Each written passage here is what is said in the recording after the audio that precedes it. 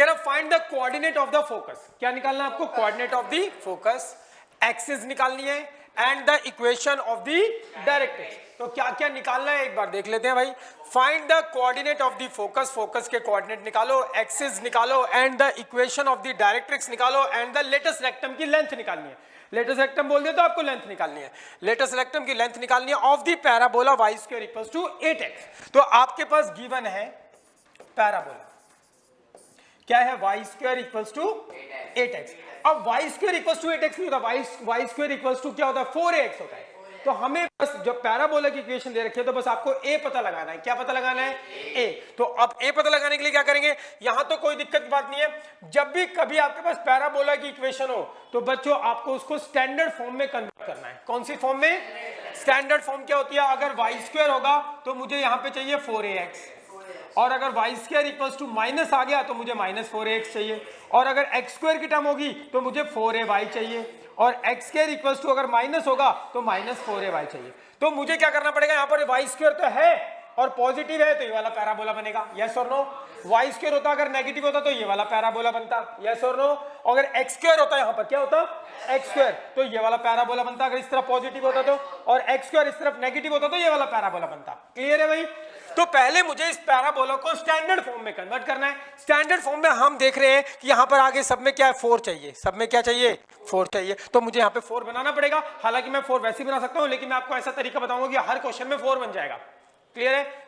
हर question में 4 बन जाएगा। तो आपको करना क्या रहेगा भैया? तो y square equals to 8x है, तो आप हमेशा क्या करो? इसके अंदर 4 से कर दो मल्टीप्लाई एंड 4 से कर दो डिवाइड। क्लियर है भाई? हमेशा हमेशा क्या करो? 4 से मल्टीप्लाई एंड 4 से डिवाइड। अब क्या होगा? y स्क्वायर इक्वल्स टू 4 तो बाहर आ गया, इसको काट दो, क्या हो जाएगा?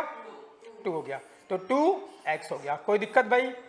पक्की बात है। हालांकि मैं इस 8 को ऐसे भी लिख सकता था 4 दूनी 8, लेकिन वो तो फिर वो इसमें बन रहा था, किसी में बनता है किसी में नहीं बनता। तो हमेशा क्या करो? 4 से मल्टीप्लाई एंड 4 से डिवाइड कर दो।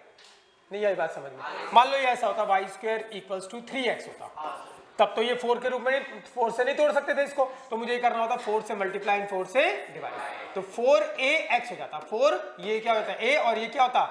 x हो जाता। तो याद रख लोगे आप किसी भी पैराबोला में कोई भी चीज निकाल सकते हो, बस आपको ध्यान रखना है y स्क्वायर है तो कौन सा पैराबोला बनेगा? Right handed. अगर पॉजिटिव है तो y स्क्वायर दे रखा है तो, और नेगेटिव दे रखा है तो कौन सा बनेगा? Left handed. और x स्क्वायर दे रखा है पॉजिटिव तो कौन सा? अपवर्ड। x स्क्वायर दे रखा है नेगेटिव तो कौन सा? डाउनवर्ड। लेकिन तब तक हम इस क्वेश्चन को नहीं कर सकते जब तक हम इसको स्टैंडर्ड फॉर्म में कन्वर्ट ना कर लें। तो स्टैंडर्ड फॉर्म में कन्वर्ट करने के लिए मुझे पता है y स्क्वायर दे रखा है पॉजिटिव है, तो स्टैंडर्ड फॉर्म क्या होती है? स्टैंडर्ड फॉर्म होती है हमारे पास y स्क्वायर इक्वल्स टू क्या? 4ax होती है। तो मुझे इस रूप में इसको ढलना है, तो हमने क्या कर दिया भाई? बिल्कुल आसान सी बात करी है। तो हमें क्या करना? y square equals to 8x है, मुझे तो 4 चाहिए, तो 4 से मल्टीप्लाई 4 से डिवाइड कर दो। तो y स्क्वायर 4 यहीं रहने दो, इसको काट दो, तो ये हो गया हमारे पास y square equals to 4ax। तो ये बस a पता लगाना है, और a पता लग गया हमारे पास क्या होगा? y square equals to 4ax। a कितना होगा?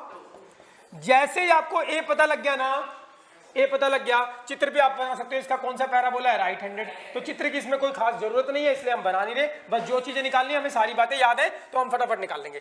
तो जब भी आपके पास पैराबोला की इक्वेशन हो, सबसे पहले उसको स्टैंडर्ड फॉर्म में कन्वर्ट करके हमें क्या पता लगाना है? a क्या होगा? क्या पता लगाना है? a। और स्टैंडर्ड फॉर्म में कैसे कन्वर्ट करेंगे? 4 से मल्टीप्लाई 4 से डिवाइड कर दो। इस 4 को बाहर ही रहने दो, इसको काट दो, अगर कटे दो, नहीं कटे तो मत काटो। तो ये हो गया 2x हो गया। तो y square equals to 4ax। तो a पता लग गया, क्या हो गया? 2। अब जो जो बोलेगा वो निकाल देंगे हम। जो जो चीज बोल रहा है वो निकालना स्टार्ट करते हैं। तो देखते हैं क्या क्या बोल रहा है। पॉइंट नंबर 1 में देखेंगे क्या बोलेगा। पॉइंट नंबर 1 में क्या बोल रहा है भाई निकालने के लिए? फोकस। तो फोकस आपको याद है ना? फोकस क्या होता है? इसका फोकस बता दो। फोकस होता है a0। तो a आपने निकाल लिया है। a कितना निकाला है? 2। तो फोकस क्या हो गया? 2 0। पहला निकल गया। कोई दिक्कत भाई?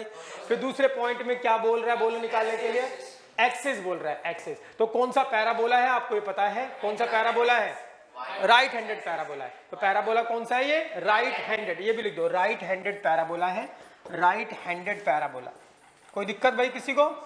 हमने पता लगा लिया राइट हैंडेड पैराबोला है। और राइट हैंडेड पैराबोला का जो एक्सिस होता है वो क्या होता है? एक्स एक्सिस होता है। और एक्स एक्सिस की इक्वेशन क्या होती है भाई? y equals to 0। एक्सेस निकल गया। और क्या निकालने के लिए बोल रहे हैं बता दो? डायरेक्ट्रिक्स। डायरेक्ट्रिक्स, तो डायरेक्ट्रिक्स की इक्वेशन भी याद कर रखिए, राइट हैंडेड पैराबोला की डायरेक्ट्रिक्स की इक्वेशन क्या होती है, x इक्वल्स टू माइनस ए, यही होती है। तो x इक्वल्स टू माइनस ए हमने निकाल लिया कितना 2, तो ये इक्वेशन आ गई। फिर क्या निकालने के लिए बोल रहा है, latus rectum, length of latus rectum, length of latus rectum, ये भी हमने याद कर रखी है, लेंथ ऑफ लेटस रेक्टम।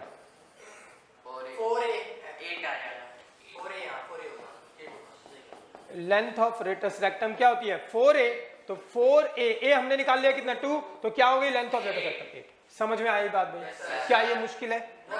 करना क्या रहेगा, बस कुछ नहीं, जो भी पैराबोला दे रखा है उसको स्टैंडर्ड फॉर्म में कन्वर्ट कर लो, और स्टैंडर्ड फॉर्म में कन्वर्ट करने के लिए 4 से मल्टीप्लाई 4 से डिवाइड। जैसे ही आपने कर दिया तो आपको ये a पता लग जाएगा, और a पता लग गया तो हम सारी चीजों के फॉर्मूले हमने याद करके पुट करते जाओ, आ जाएगा।